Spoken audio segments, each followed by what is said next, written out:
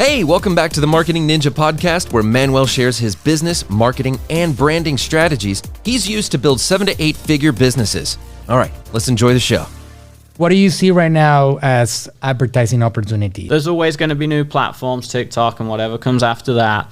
But more and more now, the ability to hold and grab attention, right, and create those really cool creatives, I think is so important. And the people that have that creative eye or creative team are generally the ones that scale and crush it on ads. The ones that, like you said, test 1 or 2 ads and say ads don't work are the ones that fail on ads, and then they get stuck. They don't know how to scale their business, right? So you got to understand really what it takes on the quantity of stuff to put out there. Yeah, it's still a numbers game, even with creatives, right? Like, it's the whole famous pitch about Rocky. I think he presented his idea 200 times or something for the script for Rocky, got rejected, and then he got 1 home run. And if he didn't do that, he wouldn't be Sylvester Stallone that he is today, right? Part of the story that he required, like it was his demand that he would be the actor. Yeah, because he had the vision for it, right? Everyone fails, right? And the same with Walt Disney. There's a very similar story there that rejected many times. So you have to understand that, you know, your stuff's going to fail most of the time. Your ads are going to fail. You've got to try it.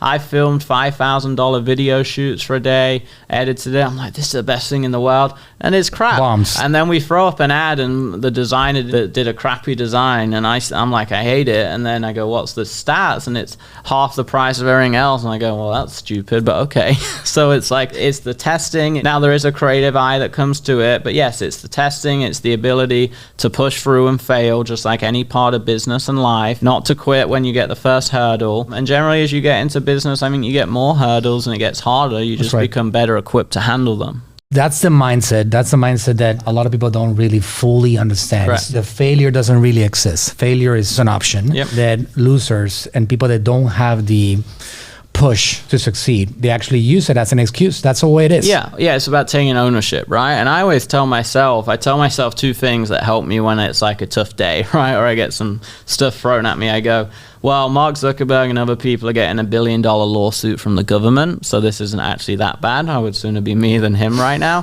And I go, number 2, I could just quit and go and work at McDonald's. I have the choice.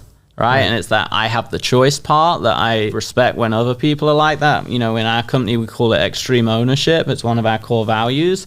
And I say it to myself, I'm like, you don't like it, don't work here. It's like, I'm not making you work here. Let's go get another job, right? And it's the same for me.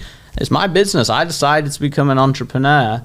I can complain about it and moan, but I can go work at McDonald's too. And one thing I learned early in life that I always remember is my mom and dad and other people, they still had stress in their job. They had a bad boss, or a new boss came in, or a new coworker that frustrated them, a new policy update, their pay got changed. They had stress. I'm like, you're going to have stress in life no matter what, right? Unless you live in the mountains, maybe. Right. If you're day to day and work in a corporate company, you're going to have stress. So you either pick, do you want your own stress, or do you want stress for another company that you work a 9 to 5 for? I picked this path, obviously, as did you, and that's the entrepreneurial game we're in. Yeah. Also, along the way, Rudy, we didn't really start like that. No, I started with a group of people, and I started just providing value to somebody else until I eventually got myself to a point, which is another point. Like, a lot of people, if they try to go down the Rudy Mawer path or my path, they're potentially going to fail at it. Because you worked yourself up to the point that you could be a leader. You learned enough that you can be like, I'm going to lead now. I always tell people, listen, if you don't know how to do it from the start, just join a group of people that are winning and win with them. And then at some point, hopefully you get enough data, enough information, enough experience that you can go and I mean, interning and working for free or doing junior work is one of the best ways. It's what made me so successful. Is I was always hungry and afraid. I've never been afraid to work for free in exchange for mentorship, right? Most people they don't have that mindset, right? That abundance, I would call it abundance mindset, or that long-term investment mindset. And I've always had that long-term plan in mind. Absolutely. That's the way it is. It's the valuable, proximity to power, collaboration with power, learning from power. That's what it's all about.